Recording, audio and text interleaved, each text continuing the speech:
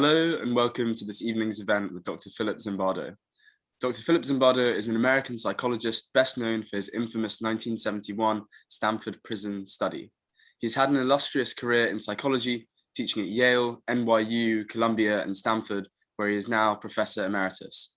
The Stanford Prison Study that propelled him to fame assigned college students as prisoners or guards in an attempt to understand the psychological effects of perceived power. But it has been subject to much ethical criticism. Since the study, he has gone on to write numerous influential academic texts in the field of psychology, and in 2012 received the American Psychological Foundation Gold Medal for Lifetime Achievement in the Science of Psychology. Thank you for joining us today, Dr. Philip Zimbardo. I'll hand over to you to begin your talk, which will be about 30 minutes long. Then I'll ask a few questions, and there'll be the opportunity for the audience to ask questions through the Q&A function throughout the talk. So I thoroughly encourage everybody to do that, and remember to put your name and college. Dr. Zimbardo's talk will be about a psychological voyage into the domains of evil, healing, and heroism. Thank you, Dr. Zimbardo. So thank you very much, Adam, for that wonderful introduction. I'm going to take you all on a very quick psychological voyage into these three domains that I have worked on, and I'm honored to be invited by the Oxford Union to share my ideas. I'm on a tight time frame because I prepared a much longer talk, so I'm going to have to talk very fast and cut through some of the slides. So I've been interested all my life in the psychology of evil, in part growing up as a poor kid in a ghetto in New York City, where evil is all around people who are poor and people who are in a ghetto in New York City or London or anywhere else. So I want to begin with this image by Swiss artist M.C. Escher. And I'd like you all, if you could focus on your eyes on the black, make the white the background. And when you do, you see a world full of devils. And now reverse your focus on the white with the black as the background. And what you see is a world full of angels. And the message is the world is filled with good and evil. And our job in life is to suppress the evil and promote the goodness in people. I'm going to skip Carlos Santana with his wonderful song, Change Your Evil Ways, just for this, we don't have the time. There are three types of evil: the individual, situational, and systemic.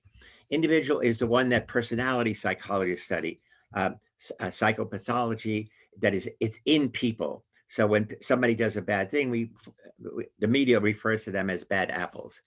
Social psychology, of which I am one, says, that's maybe true, but more evil is done by putting people in certain situations, certain social and physical environments, namely the bad barrel. But what nobody has talked about before is the most powerful source of evil is systemic. So this is organizational influences, political, economic, cultural, and legal. And these are the people who make those bad barrels, the bad barrel makers. So the start of situational evil began with Stanley Milgram back in 1962. He conducted the first experiment that quantified evil as the extent to which an ordinary person would deliver electric shocks to a learner. Before we go on, it's interesting that Stanley Milgram and I were in the same high school class in the Bronx in New York in 1949 and 1950. And the stars are him and me. Now, Milgram's study was the first to be considered unethical, in part because he made a movie of the study called Obedience, and in it you could see the stress of the participants. But he made this little video giving the moral reason for why he did this research on blind obedience to authority. Just take a minute to look at this. There are some very graphic images from Nazi concentration camps. When I learn of incidents such as the massacre of millions of men, women, and children perpetrated by the Nazis in World War II, how is it possible, I ask myself, that ordinary people who are courteous and decent in everyday life can act callously, inhumanely, without any limitations of conscience? Now, there are some studies in my discipline, social psychology, that seem to provide a clue to this question. The problem I wanted to study was a little different, went a little bit further. It was the issue of authority. Under what conditions would a person obey authority who commanded actions that went against conscience? So in his research, he tested primarily men living in New Haven, Connecticut, which is where Yale University is. One of them is going to be the teacher, and one of them is going to be the learner. And the authority was the man in the white lab coat who gave the orders. And the teacher was sitting in front of a shock box with 30 switches, starting with 15 volts and increasing in increments of 30, 15, 45, et cetera.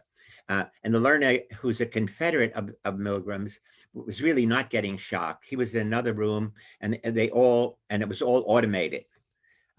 Now, Milgram asked 40 psychiatrists at the Yale Medical School what percent of all Americans would give shock up to 450 volts. Their prediction was only 1% because they said that would be psychopathic.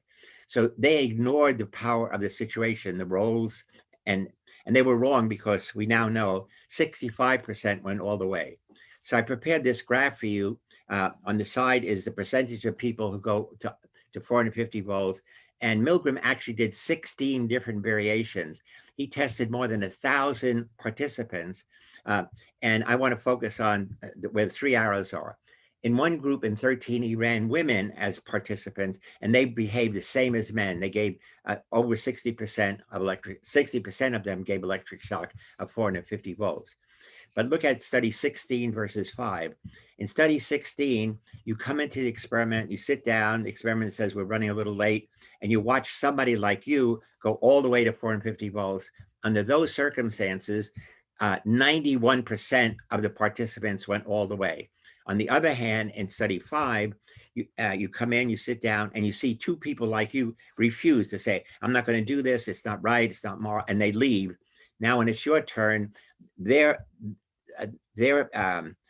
pro-social behavior has impact on you, and then only 10% of participants deliver 450 volts. So this is a picture of Milgram, that's a shock box, and I argue that all evil begins with 15 volts. When you press that first button, you're on a slippery slope of evil. And I asked Milgram how many of his 1,000 participants refused to press that first button. He said no one. And so again, for the following up on those images of the Nazis with putting Jews in concentration camps, 15 volts for the Nazis were insisting that all Jews had to wear a Star of David to identify them as unique and different from the rest of the population. So I quickly want to go through the example of situational evil I created. And what's interesting is August 17th, and a few months from now, will be the 50th anniversary of my experiment. I can't believe, I'm happy I lived that long, but I can't believe so much time has gone by. So very quickly, we put an ad. Now, I'm at Stanford University then, which is on the west coast of America, near San Francisco, where I live. We put an ad in the paper. We want college students. So Milgram ran ordinary people, ages 20 to 50. I wanted college students, bright, intelligent. They answered the ad. They came. We gave them personality tests and interviews. We picked 24 who were the most normal and healthy. And then the independent variable was the random assignment of half to be prisoners and half to be guards. Very quickly, this is what the guards look like: military style uniforms, symbols of power. And the prisoners were reduced to numbers. They took away the name. We took away some of the individuality. This is 71, so everybody had long hair. So we put stocking caps over them. And this is physically what it looked like. So when it started, nobody wanted to be a guard because it's 1971, the Vietnam War is going on. In many places in America, throughout the world, students protested against the war. And many times the administration of those universities would call the police onto the campus. And there were physical confrontations between the police and students. So it began with menial tasks, prisoners doing push-ups, jumping jack, but each day became more and more humiliating and degrading. There were 3 prisoners in each of 3 cells, and there were 3 guards on each of 8-hour shifts. And often, as it went along, in 36 hours, the first prisoner had an emotional breakdown, prisoner 8612, Doug Corpy. And then each day thereafter, another prisoner had a breakdown until we had to release 5 prisoners. And at that point, I ended the study because it was literally out of control. BBC did a follow-up of the study, and this is a short piece describing my study. In 1971, Phil Zimbardo conducted a revolutionary experiment here in the bowels of Stanford University in the United States. It rocked the world of psychology. A group of students were divided randomly into prisoners and guards and lived in a makeshift jail.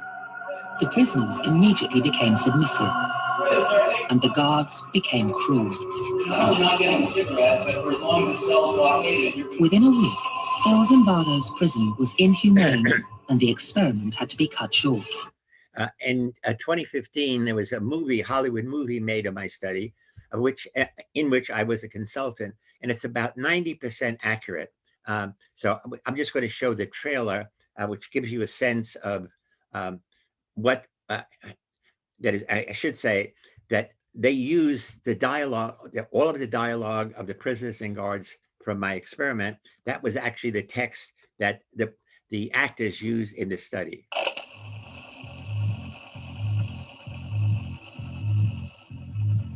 Would you rather be a guard or a prisoner? I don't think I have the qualities to be a guard. Prisoner. Prisoner, I guess. Prisoner sounds like it would be a little less work. Prisoner. Why's that? Nobody likes guards. Good afternoon, gentlemen. This experiment will be an extension of my research into the effects prisons can have on human behavior. You're going to be pleased to know that you all have been chosen to be the prison guards. But under no circumstances whatsoever are you to physically assault the prisoners in any way. So remember, just as you were watching the prisoners, my graduate staff and I will be watching you.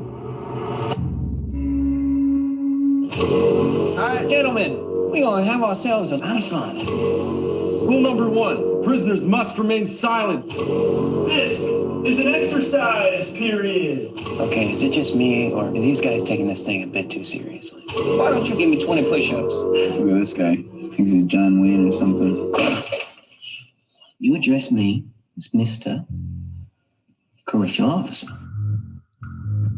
This might be interesting 2 weeks after all.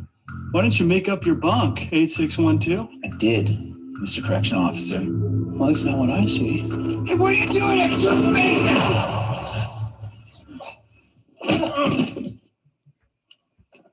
What was that? You just hit him. You're not supposed to hit him. Should we step in? No, let the guards figure it out. Let's see where it goes. Good evening, gentlemen. How about we make this one a night to remember? This is all real. They won't let you go. They won't let us leave. Those are not prisoners. Those are not subjects. Those are boys, and you are harming them. Let me out of here! I want out! I want out now! You thought you were going to get some playtime in the yard, boy? Is that what you thought this was going to be? I had no idea it would turn out this way. Neither did I. I wrote a book called The Lucifer Effect, which helps us understand the nature of evil. And in it, I have chapters on each day of the study, whole chapters on the ethics, and then a chapter on all the positive impact that the study has had, both on the participants and also in other domains, like in the military. Immediately after the study, I wrote a book. I did research on the psychology of shyness. And this is a book I wrote, which it's a popular book, not a trade book. It's really for people who are shy. I created, in addition to doing research on shyness, and I was the first one to study shyness as a psychological problem. I created a clinic at Stanford and then moved it out into the community. And what we discovered was there are three challenges that shy people face. They lack social skills. They have negative self-thoughts. I'm ugly, dumb, stupid, and they get physiological arousal. They blush, they feel nauseous. And so in our treatment, we find out which of those three are common for each in quote, patient. And then the solution is, if you lack social skills, we give you social communication training. If you have negative self-thoughts, we do cognitive behavior modification. If it's excessive arousal, we give you relaxation training. And then again, what we did is, the words are important. We advertise online, Shyness Clinic, actually free, and very few people came. We changed the wording to come enjoy our social fitness training. And to this day, we have many participants. The next thing I did was study time, because when we did the experiment, time got distorted. None of us wore wristwatches. We were in a basement. There were no clocks anywhere. So time got distorted. Each guard shift began to feel like a whole day. And so I began to do research on the psychology of time perspective. And so time perspective is the study of how individuals divide the flow of human experience into different time frames or time zones. We do it automatically and non-consciously. They vary between culture, social class, nation, and people. But they become biased because we overuse some, like focusing on the past or the present or the future. I developed a scale, the Zimbardo Time Perspective Inventory, which I'm going to give you a link that you can see your own scores. And the stars are what is ideal. We call the balanced time perspective. There's past and negative, positive and negative, for past, for present, and for future. And then the red is the pathological emotional distress, and the stars are the ideal that our research shows that creating a balanced time perspective has an important impact on your whole life. And I wrote this book, The Time Paradox. And if you go online, www.thetimeparadox.com, my scale is there, and you can actually take the scale online, and it will give you your scores in a similar graph as you just saw. So now the main thing I've been doing since then is creating a heroic imagination project. And we started inspiring all of you to become what we call everyday heroes. So a hero is somebody who acts on behalf of others in need or in defense of a moral cause. It's heroic because there's always a risk to life and limb. If you blow the whistle in a corporation on corruption, you could lose your job or get demoted. And the problem with doing research on heroism, heroes are always modest and humble. And they almost always disown the label saying, oh, I did what anyone would do. Bravery is at the core of heroic action for the soldiers, for the military. But for ordinary citizens like any of us, it's moral courage is at the core of heroic action. So why do we need heroes? They shift the social norm from passive compliance to pro-social action. True heroes put their best selves forward in service to humanity. They represent ideals that we can all aspire to. Heroes are the force of good that oppose evil in all of its many forms, both the perpetrators of the evil of action and also the evil of inaction, which is revealed in public apathy and indifference, like indifference to impending climate change disaster. So a hero acts on behalf of others in need. Heroes are usually ordinary, everyday people whose actions in challenging situations are extraordinary. So it's ordinary people doing something which is extraordinary. But heroism creates a positive ripple effect on others and then throughout the world. It's just like the ripple effect in Milgram's study when participants believe that other people like them refuse to obey authority. Now, we asked former President Barack Obama, I interviewed him when he first was in office, and asked him, are heroes special people, or can ordinary people become heroes? And he gives it's only a 1 minute answer, but it's very profound. And in it, he's going to mention a woman, Rosa Parks. Now, if you don't know who she is, you should, and I'll mention her very briefly at the end. So let's listen to Barack Obama for a minute. You know, what's remarkable about history is ordinary people doing extraordinary things. You know, last year, Rosa Parks passed away. And you know, I remember sitting on this stage with world leaders and Bill Clinton and senators and governors and thinking we were all paying homage to a seamstress who had transformed the country and helped transform the world. You know, we never know sort of how our actions are going to ripple over time. But each of us can take some responsibility for making sure that we are pushing a little bit in the direction of justice and in the direction of equality. And the direction of tolerance. And when we do that, we may surprise ourselves with the amount of influence that, in fact, we have just by standing up or speaking up. Thank you, Barack Obama. So here's Rosa Parks. She was a seamstress. She made dresses or altered dresses for rich white women in Montgomery, Alabama, which is the South of the United States. She got on a bus, refused to give up her seat to a white man. The bus driver stopped, called the police. She was arrested and put in prison. And here she is, prison 7053. But that started the desegregation of buses and trains.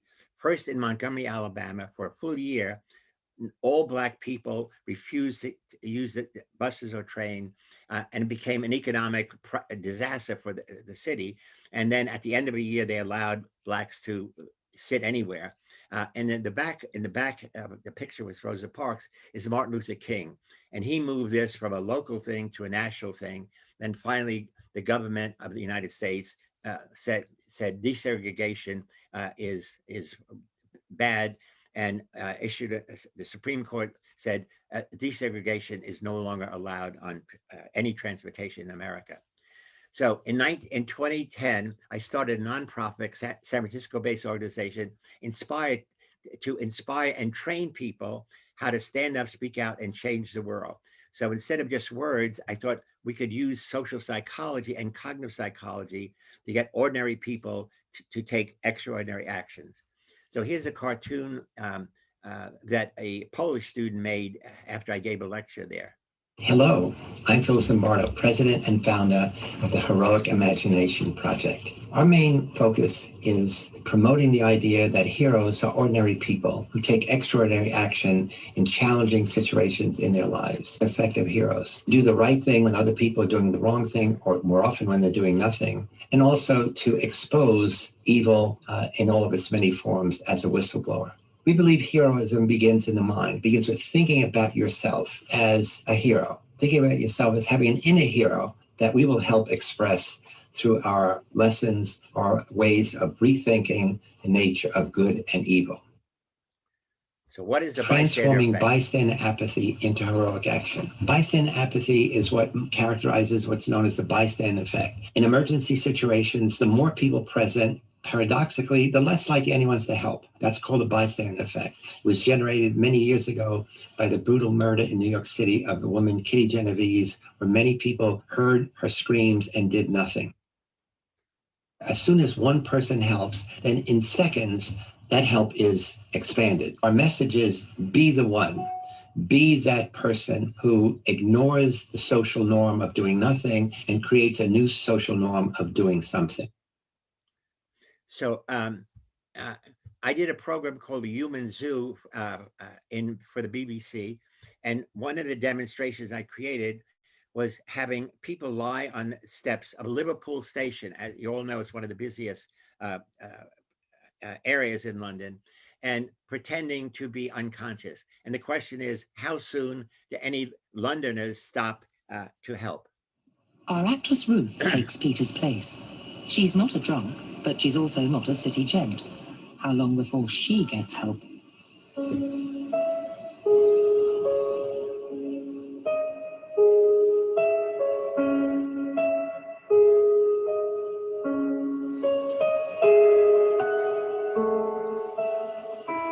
Four minutes have passed, and 34 people have passed.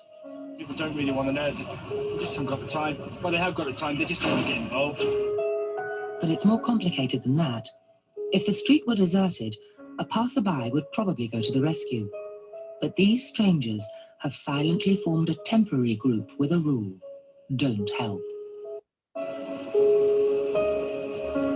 This woman, for instance, has clearly spotted Ruth, but she conforms to the rule and does nothing.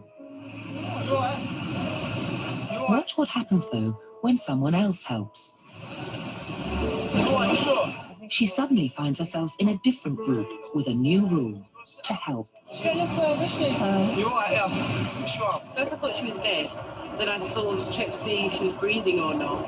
And I looked around and I couldn't believe that no one had noticed her, because there was a bloke sat there just absorbed in reading a newspaper. So HIP is unique because I have created lessons which use social psychological principles for the bystander effect, Another one, the growth mindset, developing a dynamic growth mindset that overcomes a passive fixed mindset. And then a whole program on bias reduction, transforming prejudice and discrimination into understanding and acceptance of others. So each of these lessons we license for a small fee. And the question is, what can you do? One, focus on others, make someone else feel special every day, learn their name, follow that by giving a genuine compliment. People don't give compliments. And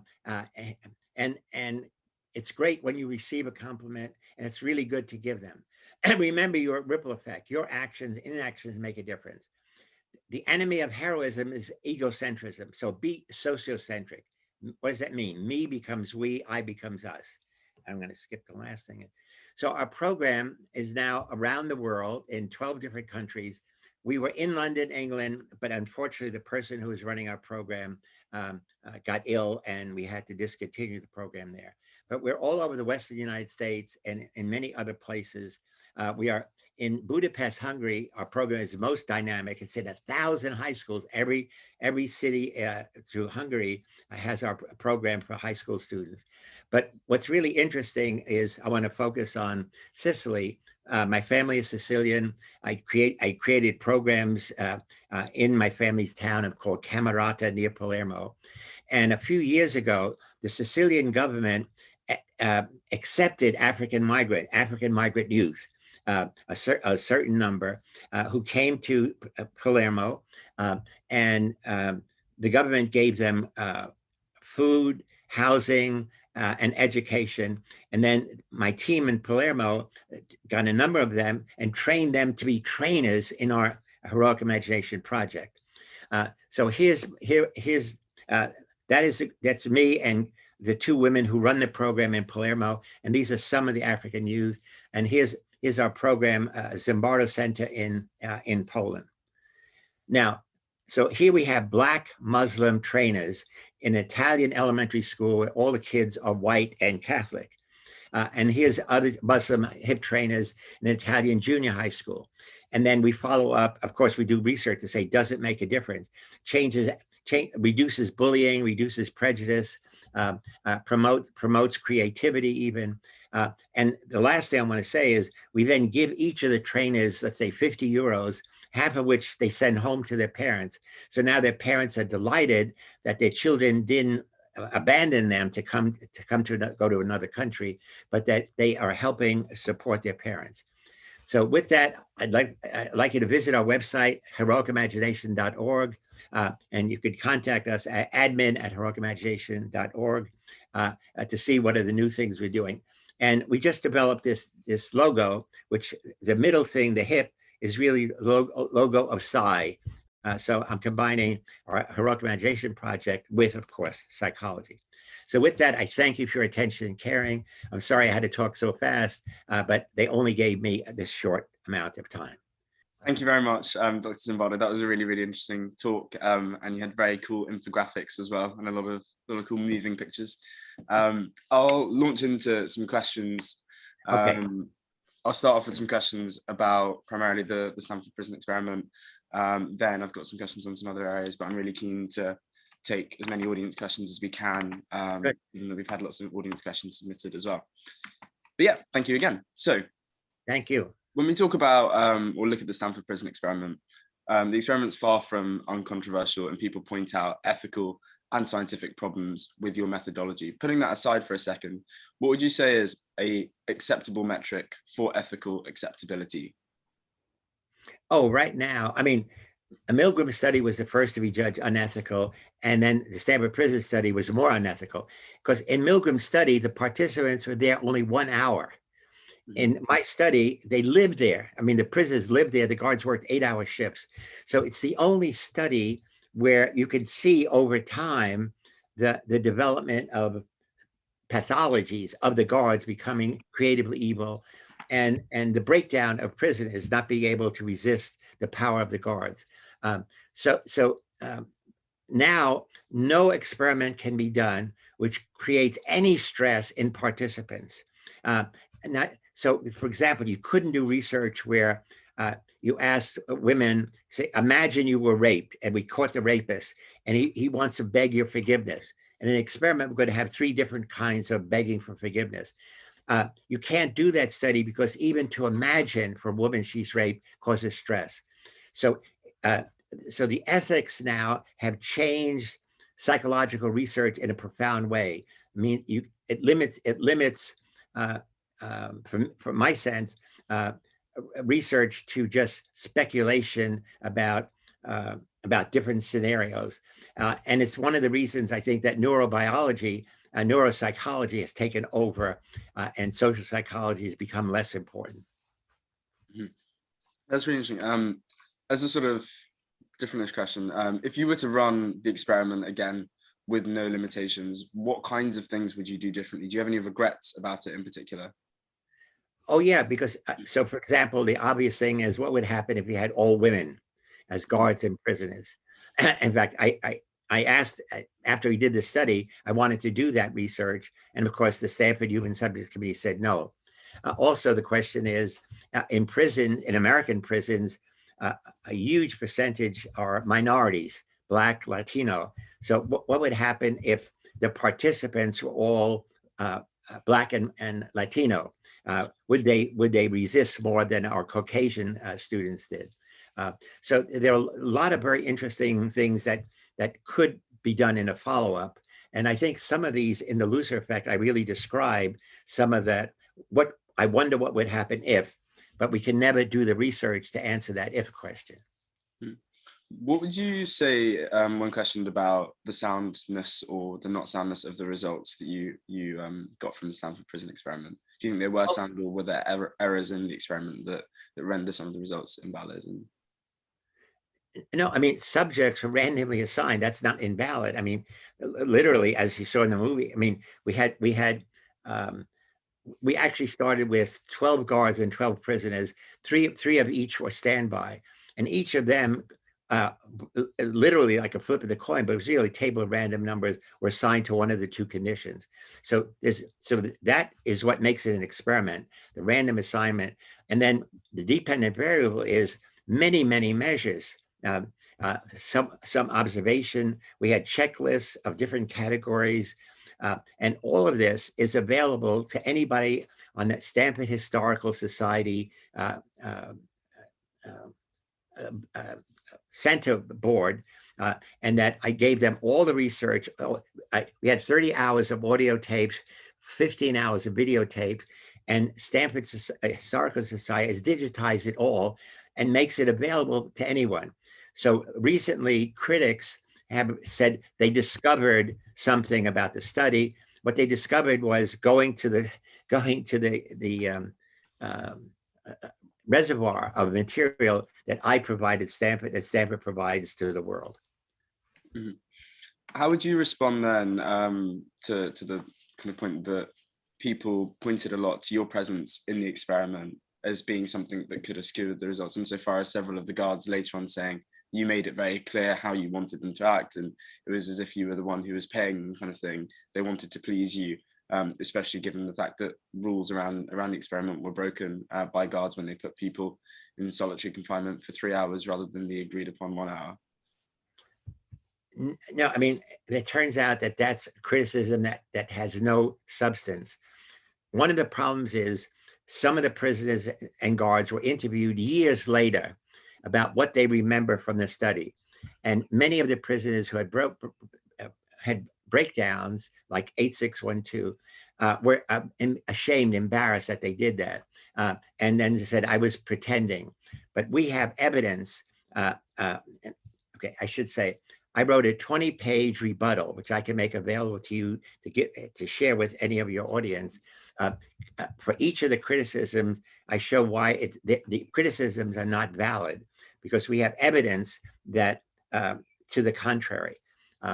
So it's, you know, the study is a profound study, you know, most profound in all of psychology, in part because it was a living event that went on hour after hour, day after day. And I'm only sorry I didn't end it sooner, but I was involved. I made the mistake of being the superintendent of the prison, as well as the principal investigator. And if I was only the principal investigator, I would have ended it when the second prisoner broke down to say, you know, we've proven our point. Okay. Yeah. Would you say that, I asked you earlier on whether or not you regret having done the experiment in the first place. On a separate line of questioning, do you regret the role that it's played in terms of dominating your life? Often people associate you obviously directly with that and not with very many other things, like say your best-selling book, The Lucifer Effect. Do you regret the role that it's played in dominating your life? Well, yes. I mean, essentially it was a 1 week study. Before that, I did lots of research on psychology of dehumanization, the power of hypnosis. Since then, I did research on shyness, time perspective, research on young men getting addicted to video games and pornography. So, I mean, I've done research in 40 different areas of psychology and published them in journals, in Psychology Today blogs, and in books, academic books. I've written 60 academic books and trade books. And Zimbardo and the prison study are now linked forever. So I don't want it on my tombstone that he was the evil superintendent of the Stanford Prison Study. I want to say he studied evil in order to promote goodness and heroism. So that's, for me, what I'm doing now is the most important thing that nobody's ever done. The idea of you could train people how to become heroic. That's great. To move on to the audience questions, there's a lot of audience questions and I'm really keen to go through as many of them as possible. There's a question from Charlie at St. Hilda's College. He says thanks for the talk. And then he asks, to what extent do you believe in dispositional evil? What role did dispositional evil play in the Stanford prison experiment? Is it possible that situational factors trigger our disposition, like a diathesis stress model? It's a bit of a mouthful. Yeah, I mean, again, dispositional evil, I think, is relatively minor. There are some people who are psychopathic, which really means they don't feel guilt. That is, they can harm someone, they can, hit someone, punish someone, and feel no guilt. What I'm saying is that's a relatively small percentage. That's in the Milgram study, that's the 1% that psychiatrists said would go all the way. And what Milgram study did and the prison study did, it altered our perception of the extent to which anyone could engage in evil behavior, but it's not evil. You just, if you're my study, your guard, you're doing your job. In Milgram's study, it simply meant you were being a good teacher by punishing your student because they were making errors. And in the Milgram study, they said, we want to help people improve their memory by punishing errors. So in the Milgram study, they thought they were doing a good thing. So again, in life, if you're a soldier, your task in life is to kill the enemy. And when you do, you get a medal. So I'm saying, so the situation of being a soldier in combat means you violate everything that you have learned as a good citizen, never to harm another person. But once you say that other person is, in quote, the enemy, then you can kill. Now, the terrible thing in America recently, I'm sure you all know, there's been many, many cases of American white police beating up and killing African-American men, starting with George Floyd last year. But it's almost every week there's a new instance. So what it really means is that for many of the white police, they personally believe that African-American men are a danger to them. It's almost, in quote, they are the enemy. So it's in their mind, it's almost as if we're in a war of white policemen against Black criminals. And they're paid to maintain law and order. And in many of these cases, the black person who was shot or killed was doing nothing to terrorize the police. They went through a red light or something of this kind. But again, so the good news is we're trying to get my Heroic Imagination Project training into some of the cadet training. So to train cadets to understand basic psychology, that how do you overcome your implicit bias that black is bad and white is good? Mm-hmm. To move on to the next question from Amber Seawood, she asks, what have you found to be the protective factors we can encourage that people resist, that make people resist situational pressures to commit evil? What makes some people succumb to evil in these circumstances and others resist it? Or are we all equally susceptible under extreme circumstances? No, under extreme circumstances, most of us, I wouldn't say all, most of us give in. But my heroic training program is designed to make people aware of their own personal weaknesses. That is the tendency to tendency to conform, that you're in a situation now. Every mob riot means you're in a situation where your behavior is now controlled by people around you. So the world saw on January 6th, the terrible thing where thousands of American men, and there were some women, stormed the Capitol because former President Donald Trump told them to stop the voting. And they killed police, they killed others, they destroyed, they robbed, they stole. So here are people who never in their life would have done that alone, but now caught up in, it's really, in quotes, a mob mentality that is, they're feeding off of each other and then feeding off because they had this leader, this Donald Trump, this really ignorant, immoral leader, telling them that it's okay to do that, to break the law, to break the rules. The next question is from Kirsten. She asks about whether or not you think that the Stanford prison experiment had a positive impact on the prison system in the US. No. The sad thing is, I mean, to be honest, I had no interest in prisons before I did the study. I used prisons as a situational locus to study the power that a situation has on individuals. And so what happens when you put good people in a bad setting? So when I finished the study, I did become interested in prison. And I should mention that one of the reasons our study worked so well is my prison consultant was an African-American man, Carlo Prescott, who had literally gotten out of prison after being in for 18 years. He got out 6 months earlier, and I met him through one of my students, and I made him the consultant. I spent a lot of time before we did the study having him tell me what it feels like to be a prisoner in penitentiaries. And so when I ended the study, I actually went to the head of corrections in California to say, can we use our training for your guards and try to change the prison system? In 1971, there were something like I think something like 200,000 Americans citizens were in prison. When I checked yesterday, that number has gone up to over 2 million. I think it's 2,200,000 people are in prison. A large percent, more men than women again, but a large percentage are minority men, minority women, African American, Hispanic, etc. And the other thing is, it costs something like $87 billion for American taxpayers to keep prisons at this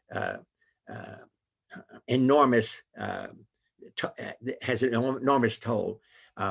But right now, the newest thing is happening in some states. So there are federal prisons, state prisons, city prisons. I mean, it's a huge industry. Are now beginning to release prisoners for good behavior. And that's one of the things I've talked about all along.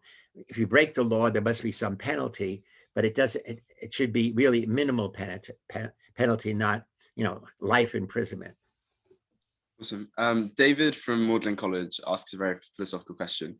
If the ordinary person is capable of both extreme evil and heroism, given the right scenario, is there any point in moral commendation or reprehension? Oh, of course. I mean, I mean, essentially, all religions, if you think about it, the core of all religions is to get people, is to believe in the leader of that religion as a symbol of good, symbol of holy good, and making their followers want to emulate Jesus or Muhammad or whatever, and essentially making explicit. I'm a Catholic or a lapsed Catholic.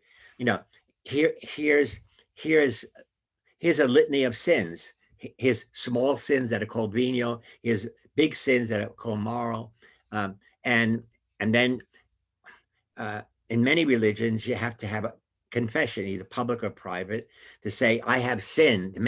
Making people aware of their own behavior that violates religious dogma, but also civil limits, civil restrictions.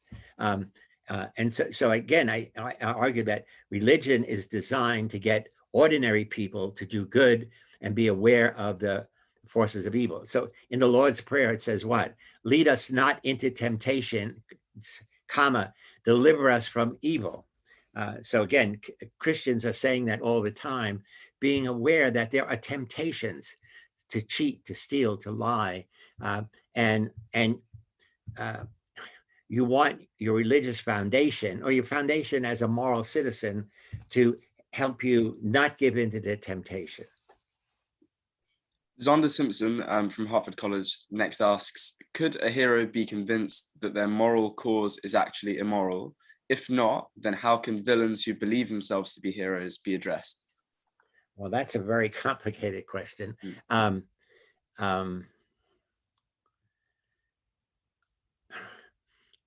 Okay, it really means how do you define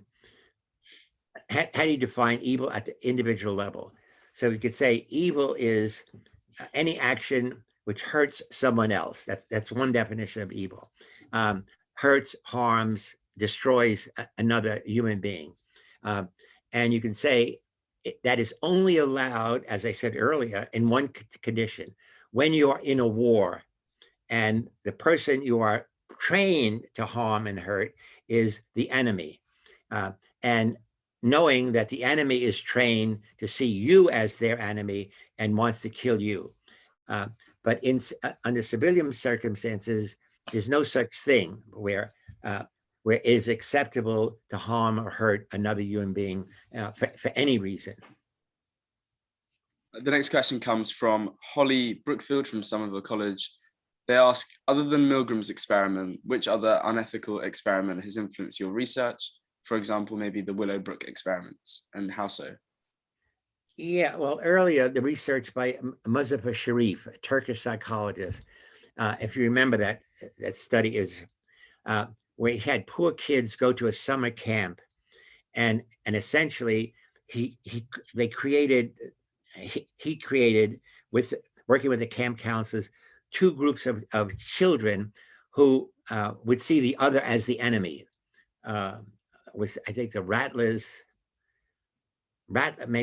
and Sharks. I forget the name of the group. They had a name and identity, and this was, for me, this was the most unethical study ever done, which is not put in that category, because children actually fought and hurt and hit and humiliated one another over a 2-week period, not in a short prison study, not in 1 hour Milgram thing. And then the reason they did that study is to create conflict between two groups, because they wanted to see how can we resolve conflict. So Sharif's study is always presented positively. How do you create conflict de-escalation? And you give them a common goal.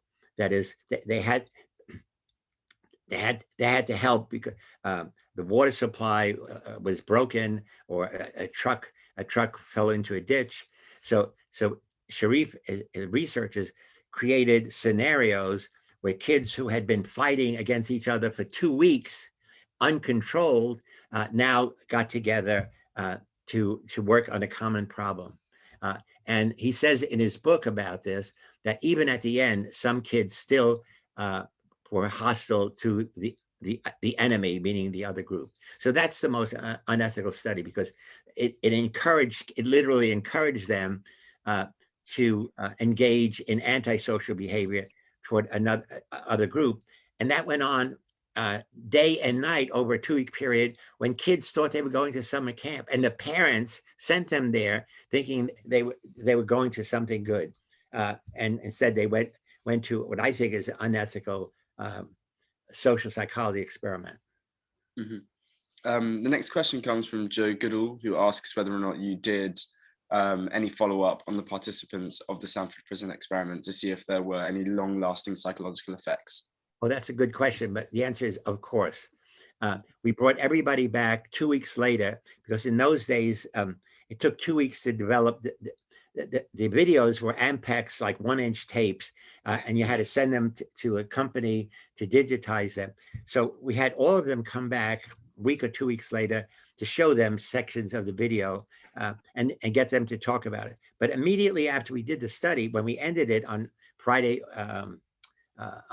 Friday, we had debriefing of all the prisoners, then all the guards, and then prisoners and guards together. We spent 6 hours doing that, and we videotaped that, making them aware of what they did that was wrong, and that be aware that the power they have in the future to do good or evil. And then in the Lucifer effect, I have a whole chapter on the follow-ups. There was no evidence that anybody had a negative follow-up. The thing I always point to is 8612, the first prisoner to break down. His name was Doug Corpy. It had such a big impact on him that he went on to major in psychology at the University of California, Berkeley. He did his dissertation on shame and guilt, the shame of the prisoners and the guilt of the guards. And for the last 40 years, he's been the prison psychologist in the San Francisco County Jail. So it changed his whole behavior. And we have videos of him saying, my job as a prison psychologist is to raise the shame to minimize the shame of being a prisoner, and also to minimize the power of guards to harm prisoners. But I'm saying we have a whole chapter on what are the follow-ups of each person in the prison study. I should also mention the graduate student who worked with me on this, Craig Haney. He went on to get a law degree as well as a psychology PhD, and he's now one of the leading researchers and litigators in psychology about prisons. He teaches that, and he and his team have been able to reduce solitary confinement in American prisons.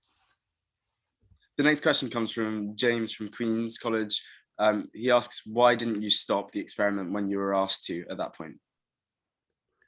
Why didn't I stop it when I was asked to? What do you mean asked to? Or the experiment, like, why didn't you stop it earlier? Perhaps is maybe another reading. Well, there's two things. One, I didn't stop it earlier because in my role as superintendent, the experiment, my prison was supposed to run for 2 weeks.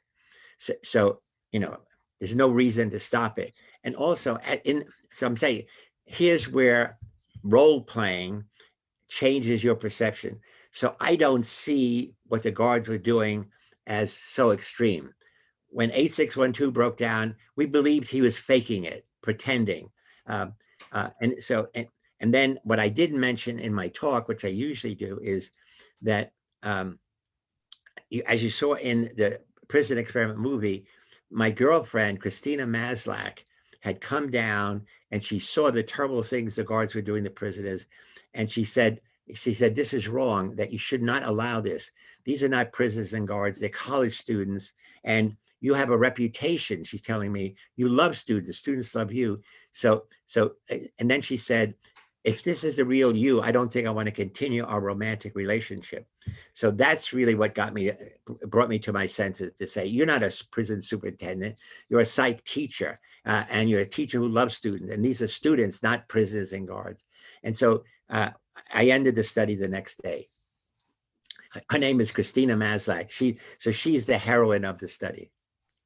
The next question comes from Inez Toprak. Just before I ask that question, I'll just say that we'll probably be wrapping up in a couple more minutes. So I'll ask this question and maybe one or two others, and then we'll wrap up in a few minutes.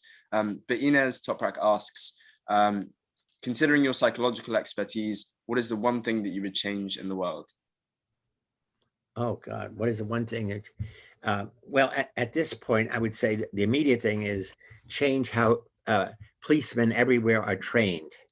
That is, having them understand, first of all, their own mind, their own prejudice, that, biases that they may have against people of different colors or people of different races or people of different social classes. Most people who are in prison are people who are lower class. People who break the law typically break the law to get money because they don't have a job that they can work at to make money, in quote, legally. So I think using psychology, modern psychology, cognitive psychology, social psychology, humanistic psychology, to train police in every country of the world to understand their own mind, to trigger things that trigger their behavior in a negative direction, and teach them how to stop and reframe and move their behavior in a more positive direction. The next question comes from Yulia from Merton College. They ask, what is your opinion on cancel culture and the rise of righteousness among modern people? Is there a danger in the increasingly strong divide between good and evil and people's urgent wish to discredit and punish the latter? Yeah, well, that's a very complicated problem. We have a big problem now. There are QAnon, there are conspiracy theories. I mean, the impact that Donald Trump has had in America and really now in other places is horrific and terrible. And he still has enormous power. I should say the Republicans in Congress are punishing other Republicans who said that what he did on January 6th was wrong and immoral. And a woman named Liz Cheney, they want to reduce her position in the Senate. But also, there is now a rise of right-wing